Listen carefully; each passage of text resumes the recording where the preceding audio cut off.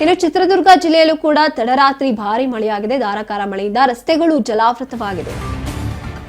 ಚಿತ್ರದುರ್ಗ ಜಿಲ್ಲೆಯಲ್ಲೂ ಕೂಡ ತಡರಾತ್ರಿ ಭಾರಿ ಮಳೆಯಾಗಿರುವಂತದ್ದು ಸಾಕಷ್ಟು ಕಡೆ.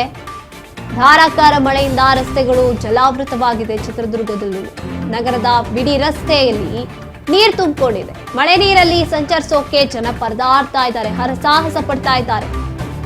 ಮಳೆ ನೀರಿನಲ್ಲಿ ಚಲಿಸುವಾಗ ಮಗು ಸಮೇತ ಕೆಳಗೆ ಬೀಳ್ತಾರೆ ದಂಪತಿ. ಚಿತ್ರದುರ್ಗದ ಪರಿಸ್ಥಿತಿ, ಮಳೆಯ ಅವಾಂತರ ನಾವು ನೋಡ್ತಾ ಇರುವಂತದ್ದು. ರಸ್ತೆಯಲ್ಲಿ ಸಂಚಾರ ಮಾಡೋದಕ್ಕೆ ಪರದಾಡ್ತಿದ್ದಾರೆ ಜನ.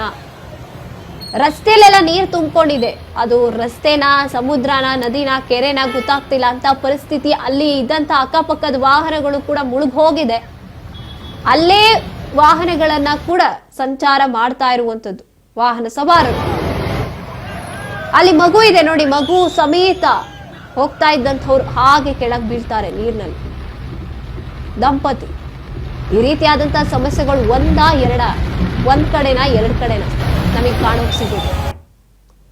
ಎಲ್ಲವೂ ಕೂಡ ಅಕಾಲಿಕ ಮಳೆ ತಂದಿಡ್ತಾ ಇರುವಂತಹ ದುಸ್ಥಿತಿ ಅಂತ ಹೇಳ್ಬೋದು.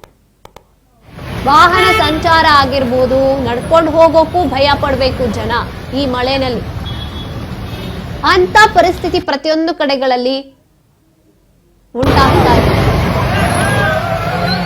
ನೋಡಿ, ಒಂದ್ ಮಗು ಇದೆ, ಮಗು ಸಮೇತ ಕೆಳಗೆ ಬೀಳ್ತಾರೆ ದಂಪತಿ.